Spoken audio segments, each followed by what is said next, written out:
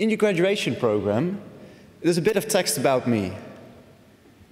Those of you who read it will know that I graduated from Central St. Martin's in London. And even though St. Martin's is a similar kind of art school, with similar kind of traditions, such as here in Leeds, I've never worn a gown in my life. I've never even attended a ceremony like this before. When I graduated, back in 2008, I was so broke that renting an old-fashioned dress just wasn't on the top of my list. So I skipped the ceremony.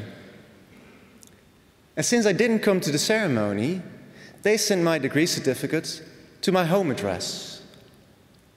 Unfortunately, they had an old address in file, an old squat that was demolished by the time the postman arrived. So yes, I did do an MA at St. Martin's, I did pass, but I don't have a piece of paper to prove it. And the funny thing? No one ever asked for it. They don't tell you that, do they? But hey, it's still great to have a certificate degree. So congratulations. Congratulations to you, the graduates of 2015. That's you. What I thought I'd do today is I tell you the 3 things that I struggled with most, and also how you could overcome them. Easy, right? Very nice. But first, and I don't know how I should tell you this. It's a bit of a downer, really, but it's that after all these years, after all the hard work, there's nobody waiting for you. Oh, of course, your parents are, but they're over there. I mean, outside of this big room, there's nobody waiting for you. Why? Because there's so many artists, photographers, graphic designers, fashion designers already. Your mum's smiles turn into a frown, feeling rather anxious again. Your dad feels the same, but there's a slight sense of satisfaction too. I told you so. You should have studied accounting. I just became a dad myself. I got 2 baby girls now, twins. They're 7 weeks and 1 day today. Oh yeah, I know. And they're amazing. And my main job is to keep them alive until they find their own way. Quite a task. An art school? I don't know. I sympathize with you guys on the balcony. Because yes, it is scary. It is scary. And just for a little bit more job security, almost any study would have been better value for money. So the only sensible thing for a parent to do is to encourage your children to study something with good career prospects. But for you, today's graduates, ignoring your parents' advice is the first courageous and necessary step into making it in the art world. Which brings us here. The purpose of this talk, let me find the email, is to inspire and motivate the graduates. Right. The email also suggests I share any advice you have for a new generation of creatives at the beginning of their own careers. The problem with advice is that you won't listen. And that's not your fault. That's just the way advice works. It's abstract. It's about the future. We'll see when we get there. And besides, the more you know about the future, the more difficult it seems.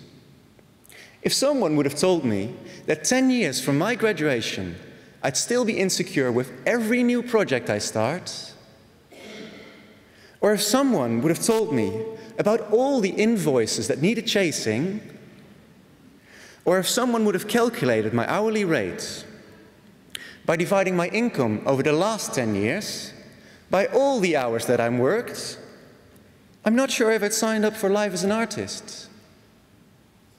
But no one did tell me those things.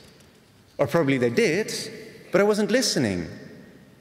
And to be honest, I'm very grateful for that. When you start out, you don't need to know anything about the future. When you start out, you need guts, you need courage, or a slightly naive worldview. Works all the same.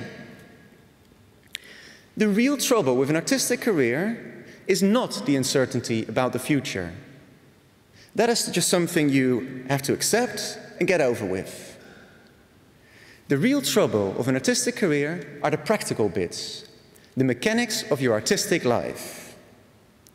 And you realize this once you left the safe haven that is art school. Because all these past years, there were people making notes when you were late, telling you off when you didn't bring work, and look at everything you did bring with love and care and attention. And this amazing support network, my friends, will be gone by tomorrow. When I'm talking about the difficulties of the artistic pursuit, I'm talking about the real difficulties.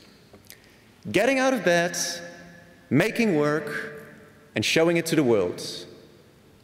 And if you're lucky, getting paid too.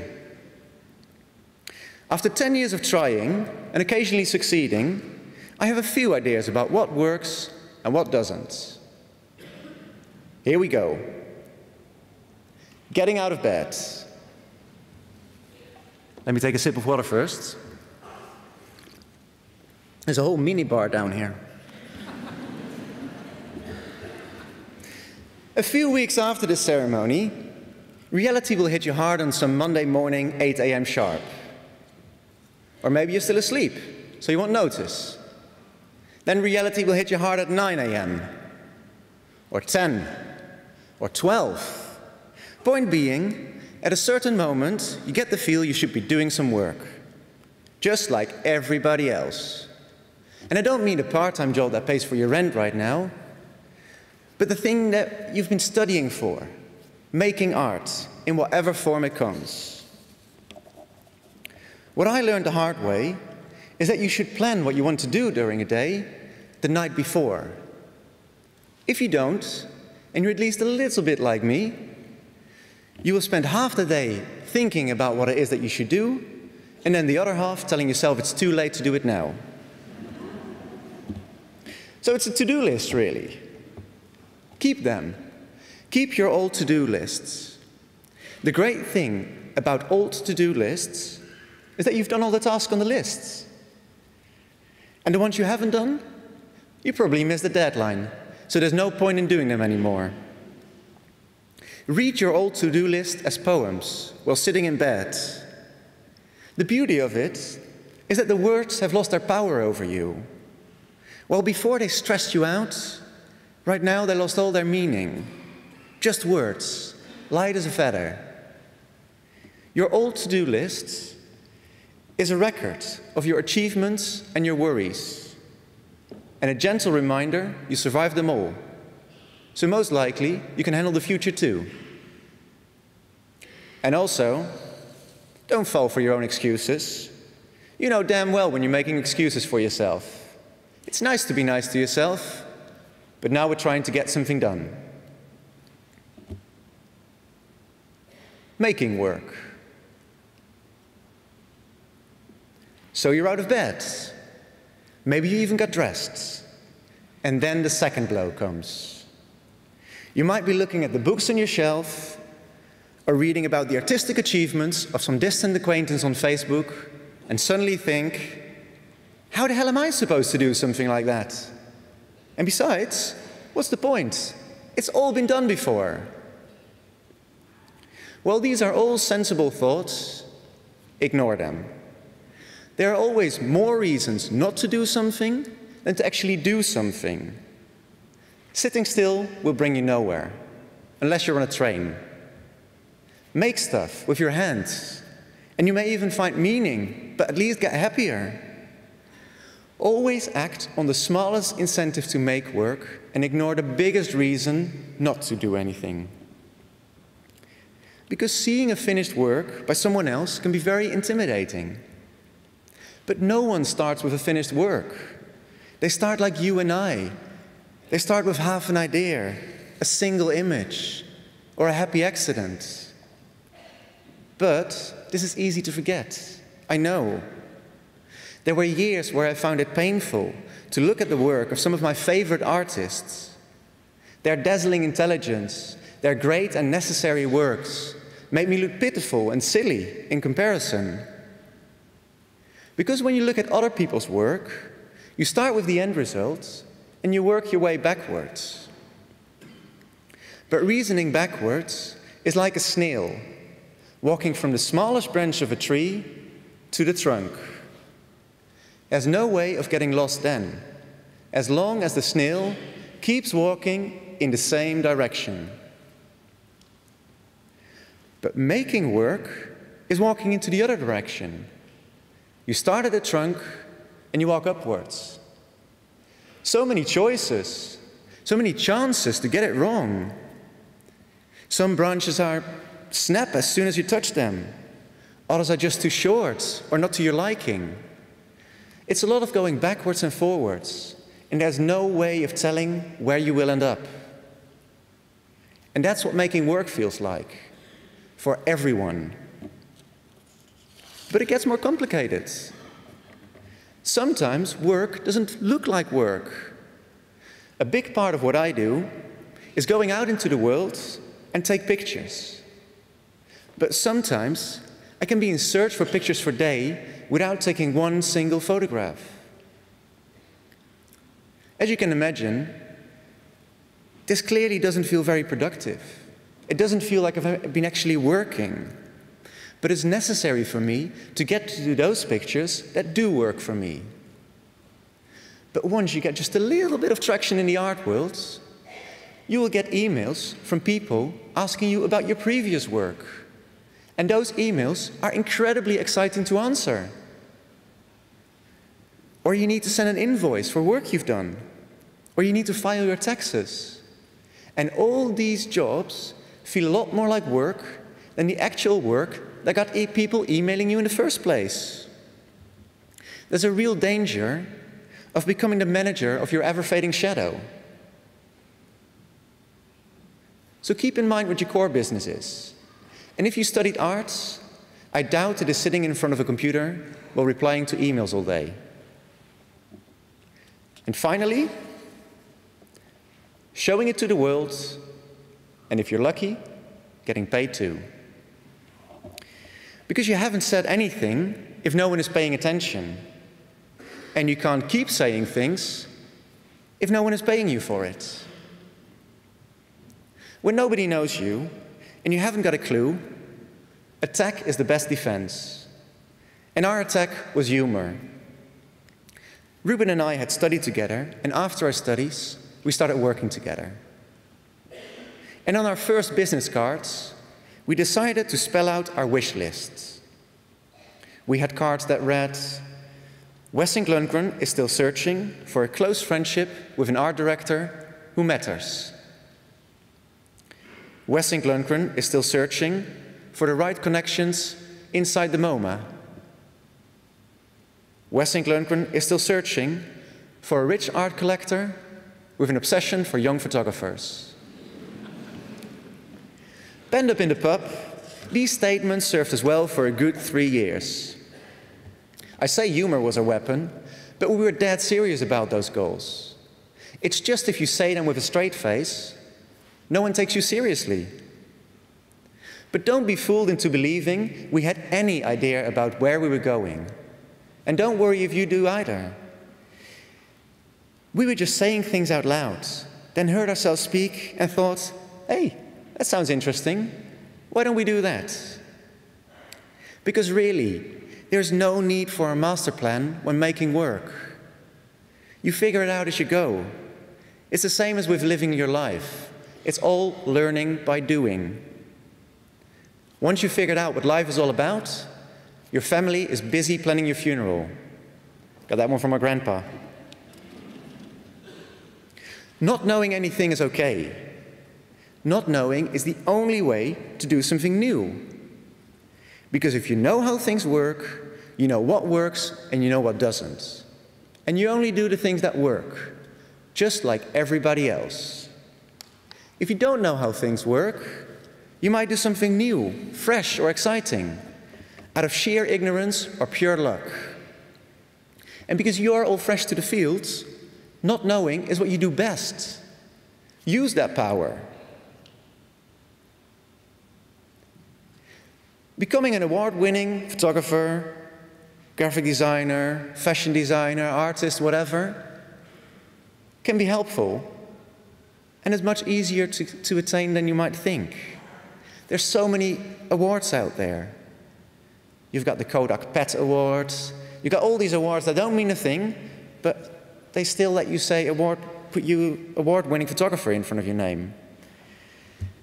So, awards, participate, but don't believe in them. When applying for prizes, do your very best to forget the date you'll get notified. Move on to the next thing. Just apply for something else or make new work. If you manage to do this, you all of a sudden get an email from someone you don't remember telling you you didn't get into that thing you can't remember submitting work to. No harm done. And sometimes you get a nice surprise. Also good to remember is that prizes rarely go to the best works, but to the works best suitable to that particular goal of that prize. The same way that art fairs don't necessarily sell the best works, but the works that sell best. And even if this wouldn't be true, it's still a great thing to say to yourself to keep you focused on what is really important, which is making work. So yes, believe in your work. There's no need to slag it off yourself. Other people can do that for you. So once you've done all this, you're back to square one. The insecurity starts all over again. So why do all this? What's the goal? To pay the rent? There are many other jobs out there which are far better suited at paying the rent. In this field, money is rarely a good incentive. If you go after it, you won't get it. It's like chasing shadows with a torch. Believe me, it doesn't work. A few years into my practice, I had an epiphany about money. If you go for money, you rarely make good work. But if you make good work, it's very likely that people will pay you for it. Plus, there is the joy in making good work, in truly learning something about yourself and the world, and finding an audience to share it with. So before I embark on something new now, I always ask myself, will it be exciting? Will I learn something from it? If the answer to any of those is no, I raise my fee to an absurd amount that no one in their right mind should be willing to pay, and wait for them to decline their offer. And sometimes they don't, which I consider a bonus. So, graduates of 2015, good luck. You'll need it. Luck is not something that is talked about often. Magazines have talent issues, your peers compliment you on your hard work. But there's luck too. There's luck involved in almost everything. It's about being at the right place at the right time. And you never know where that place is or at what time you should be there. But you can go to many places at many different times to increase your chances of getting lucky. One last story before I leave you. I was 16 when I changed schools. I'd been feeling out of place at my old school for quite some time, but I had no idea why. There was a group of cool kids, and I was almost part of them. Almost. So why it didn't feel right? I don't know. But after a long summer holiday, I finally made the decision and changed schools. I started in the final year, another school in another city where nobody knew me. And because I was only there to get my GCSEs, and I wasn't paying much attention to the people around me, they started paying attention to me. And to my great surprise, I ended up becoming the center of my own semi-cool gang.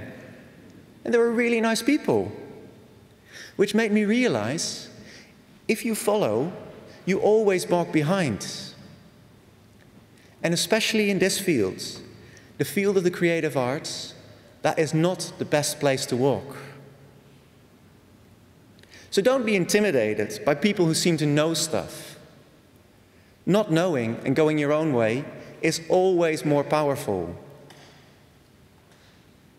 So, keep getting out of bed, keep making work, and keep showing it to the world. But most of all, enjoy. Thank you.